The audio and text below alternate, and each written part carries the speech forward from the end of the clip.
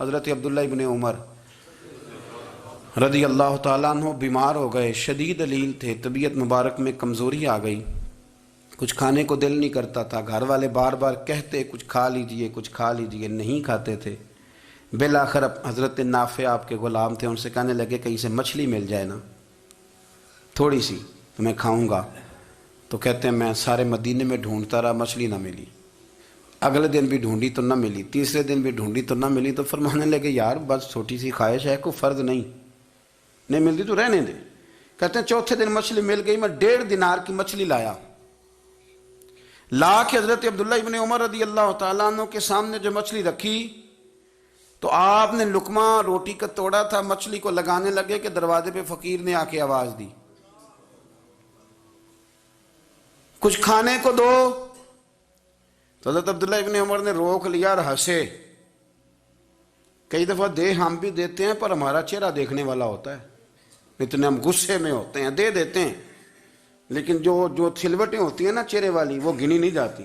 ہنسے، فرمایا دیکھو میرا اللہ کتنا کریم ہے، وہ مجھے بچانا چاہتا، اٹھا بار دیا جا کے۔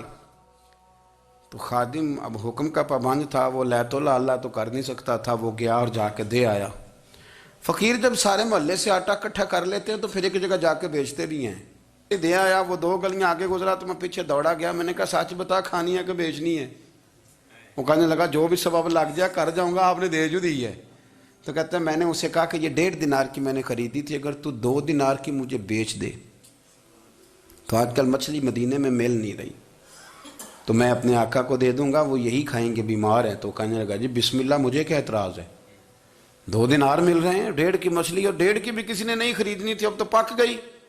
فرماتے میں نے 2 دینار اس کو تھمائے، وہ مچھلی اس سے خریدی اور خرید کر کے میں لا کے حضرت عبداللہ ابن عمر کے سامنے دوبارہ رکھی۔ تو فرمایا یہ کیسے آ گئی؟ میں نے کہا حضور 1.5 کی خریدی تھی اور پھر فقیر کو دے دی، اب اسی سے میں 2 دینار کی خرید کے لایا ہوں، آپ قبول فرمائیں۔ تو فرمانے لگے تم نے اچھا نہیں کیا، اب اس طرح کرو 2 دینار بھی اسے دے اور مچھلی بھی واپس دے آؤ۔ عرض کی حضور کیوں؟ فرمایا تم نے قرآن نہیں پڑھا؟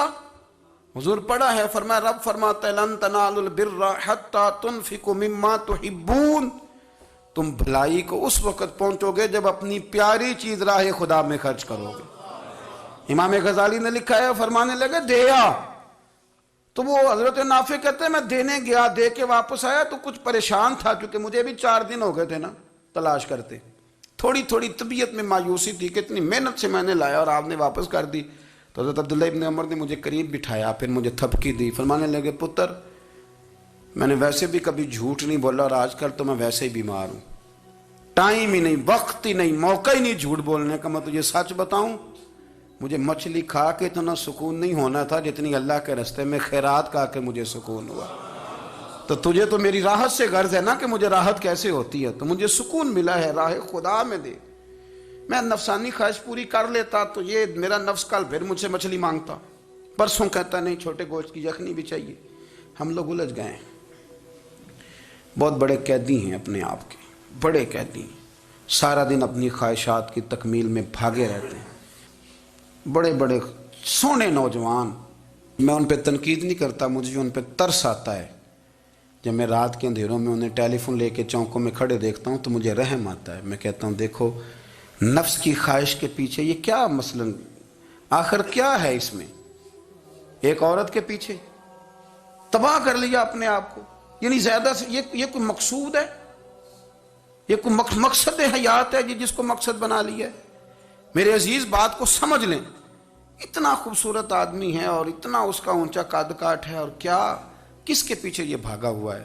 بڑا سمجھدار، دانشور، عقل مند آدمی، ذی روح بندہ، لیکن اس کا سٹیٹس آپ یہ ملاحظہ کریں کہ وہ 20-40 ہزار کی خاطر جھوٹ بولتا ہے، دھوکہ دیتا ہے، فریب اور فراڈ کرتا ہے۔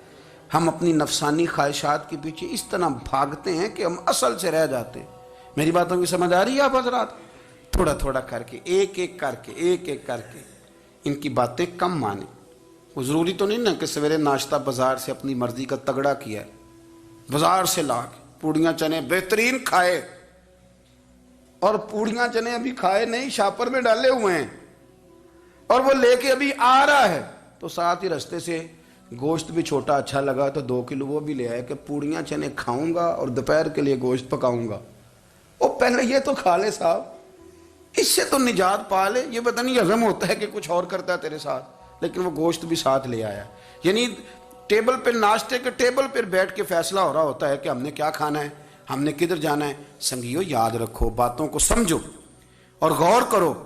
یہ تھوڑا تھوڑا کر کے جب ہم چھٹکارا حاصل کرنے کی کوشش کریں گے نا, چھٹکارا حاصل کرنے کی, کئی جگہ سے, کسی جگہ سے اگر آپ کو تنبیہ ہوتی ہے نا, تنبیہ, اس میں بھی بڑا مزہ آتا ہے.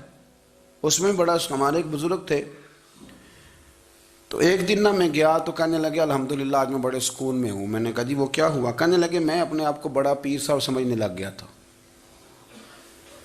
تو ایک وابڈا کے کسی آدمی سے کام تھا, تو میرے ایک دوست نے مجھے کہا کہ پیر صاحب اس کو ٹیلی فون کر دیں, سنا ہے آپ کا عقیدت مند ہے. میں نے اس بندے کو ٹیلی فون کیا تو کہتا پیر صاحب میں عزت آپ کی بڑی کرتا ہوں پر یہ کام نہیں ہو سکتا. کہتے ہیں جب اس نے مجھے کہا نا تو کچھ بھی نہیں, تو مجھے بڑا مزہ آیا ہے, ورنہ میرا تو نفس پھول گیا تھا. میں تو سمجھتا تھا کہ جو میں کہتا ہوں ویسے ہی ہو جاتا ہے. کہتے اس نے تھوڑا سا نا مجھے لیول میں کیا ہے, مجھے مزہ آیا. یہ لوگ نا اپنے اوپر بوجھ ڈالتے تھے, یہ تھوڑا تھوڑا پیچھے ہٹتے تھے, یہ سمجھتے تھے کہ اس طرح تو ہماری تکمیل رہ جائے گی. صبح سے شام تک اگر اسی نفس کی باتیں مانتے جائیں گے تو خرابی کرے گا. دولت کا نشہ ہے بھائی, دولت کٹھی کرنے والا کسی جگہ سیر نہیں ہوتا. حسن کا نشہ ہے, حسن کا نشہ ہے. حضرت ابو بکر شبلی رحمۃ اللہ علیہ فرمایا کرتے تھے جو تیری بیٹی کو خوبصورت سمجھ کے اس کے ساتھ نکاح کرنا چاہے اسے بیٹی نہ دینا. حضرت جی کیوں؟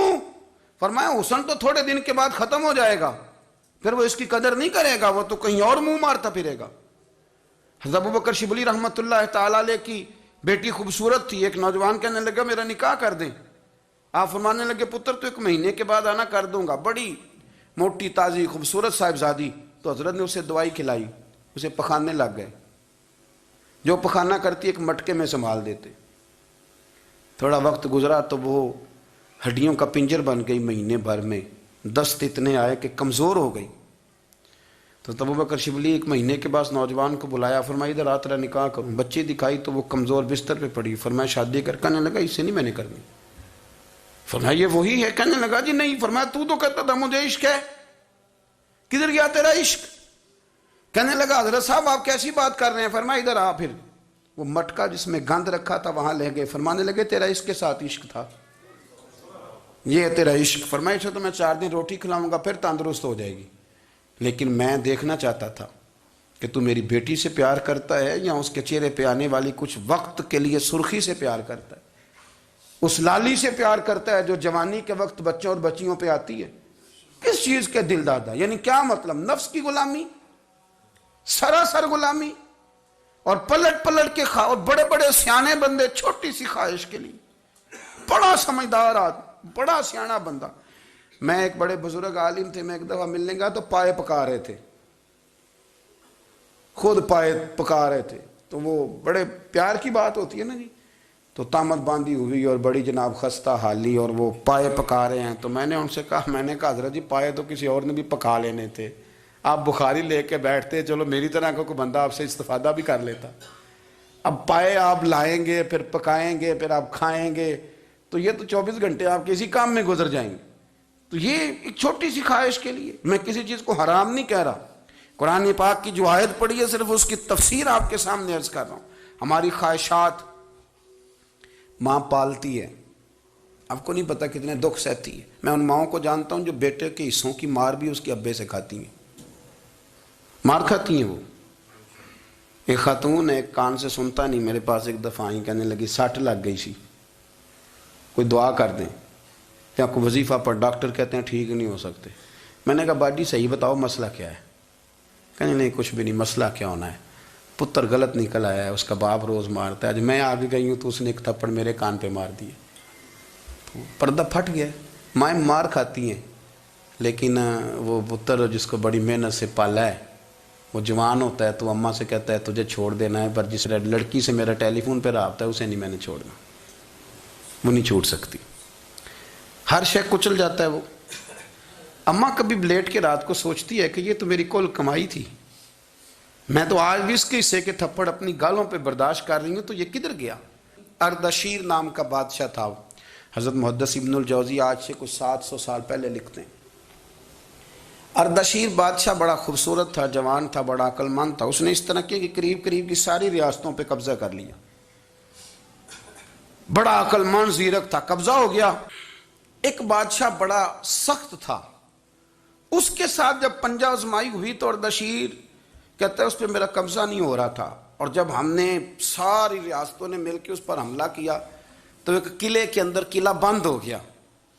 اردشیر بڑا خوبصورت آدمی تھا، بڑا سمجھدار تھا، تو وہ بادشاہ قلعہ بند ہو گیا، اس نے کہا نکلنا ہی نہیں۔ اب وہ اندر بند ہے، یک بارگی حملہ کیا تو وہ بڑا بڑا قلعہ تھا اس میں بند ہو گیا۔ اس بادشاہ کی نا جس پر حملہ کیا، اس کی بیٹی اچانک ایک دن قلعے کی دیوار پہ چڑھی تو اردشیر کے حسن و جمال کو دیکھا تو عاشق ہو گئی، اور اپنے ہی باپ کے خلاف اسے کہنے لگی کہ اگر تو میرے ساتھ شادی کا وعدہ کرے نا تو میں تجھے رستہ بتاتی ہوں حملہ کرنے کا۔ اس نے کہا میرا وعدہ رہا، تو رستہ بتا۔ اس نے رستہ بتایا اس لڑکی نے، اور بادشاہ نے حملہ کیا تو اس کا باپ قتل کیا، اس علاقے پہ قبضہ کیا شادی کے وعدے پر۔ ہاں نفسانی خواہش بندے کو اندھا کر دیتی، نہیں سمجھ آتی اس کو میں کدھر جانا ہے، اندھا کر دیتی۔ حملہ کیا، اور جب اس لڑکی کو لے کے آیا نا اپنے محل میں، تو پہلے دن شادی کی پہلی رات تھی، تو بستر بچھایا کنیز نے، تو وہ کبھی کروٹ ادھر بدلتی کبھی ادھر بدلتی، تو بادشاہ کہنے لگا کیا ہے؟ کہنے لگی بستر میں کچھ ہے، مجھے تکلیف دے رہی۔ اس نے چراغ جلائے اور جب بستر اٹھایا تو ایک اتنا سا دھاگا نکلا۔ دھاگے سے عموماً تکلیف نہیں ہوتی، تو اس نے کہا تو اتنی نرم و نازک ہے کہ دھاگا؟ کہنے لگی میرا باپ نا میرے ساتھ اتنا پیار کرتا تھا کہ روز میرا بستر بھی خود بچھاتا تھا، اور اس نے آلہ رکھا ہوا تھا، وہ ناپتا تھا کہ کوئی پایا اونچا نیچا تو نہیں، میری بیٹی کا بیلنس سوتے وقت خراب نہ ہو جائے، اور میرے لیے گوشت اور کپڑے بھی خود پسند کر کے لاتا تھا، کھانے پینے کا خود خیال کرتا تھا۔ اردشیر کہنے لگا اچھا وہ اتنا پیار کرتا تھا، اور پھر تو نے اس کے ساتھ کیا کیا؟ کہنے لگا بلاؤ کنیزوں کو۔ کنیزوں کو بلایا، فرمایا اس کو اٹھاؤ اور جلاد کے پاس لے جاؤ، اسے کہو کہ اس کے بال ایک گھوڑے کے ساتھ باندھے، پیر دوسرے گھوڑے کے ساتھ باندھے، اور ایک گھوڑا ادھر بھگا دے، کدھر بھگا دے۔ یہ جس کے باپ نے اتنا پیار کیا، یہ نفس کی اتنی غلام ہے کہ اس کی وفادار نہیں رہی تو میری وفادار کیسے بنے گی؟ جس نے اتنے نازوں سے پالا کہ دھاگا اسے برداشت نہیں۔ او یارو یاد رکھو، اگر نفس کی غلامی کرو اور بڑے بڑے وفاداروں کو چھوڑ کے غلامی کرو تو پھر کہو وفادار مل جائیں، کوئی بول ہوا لڑا نہ بول بیٹھی ہوں دے خسم ناراض بڑ بولیاں دے، کان سر کھائے تے بل بل ٹھنڈ پائے، بڑے فرق نہیں سجنا بولیاں دے، جڑیاں خسماں دی وچ رضا وسن، بھاگ جاگ جاندے انہاں گولیاں دے، آپ ادلیاں نو سردار پین تکے تے شرما والیاں نو چوٹے ڈولیاں دے۔ اپنے نفس کے پیچھے چلو گے تو یہ تباہی ہے۔ جب ہم نے کسی سے وفا نہیں کی تو یہ کیا امید ہوئی کہ دنیا ہم سے وفا کرے گی؟ اللہ رسول کی مرضی کے مطابق اصول پسند زندگی بنائیں، ایک ایک کر کے اپنی خواہشات سے پیچھے ہٹیں، تھوڑے پہ گزارا کرنا سیکھیں، اپنے نفس کو سمجھائیں۔ ضروری نہیں کہ روٹی ہر وقت مزے کے لیے کھائی جائے، کبھی کمر سیدھی کرنے کے لیے خشک روٹی بھی کھا کے دیکھو، کبھی سادہ کھانا اس پہ بھی اکتفا کرو، کبھی تھوڑا کھر کے اچھے طریقے سے سادے کمرے میں بھی اللہ کو یاد کر کے دیکھو، نفس کے پیچھے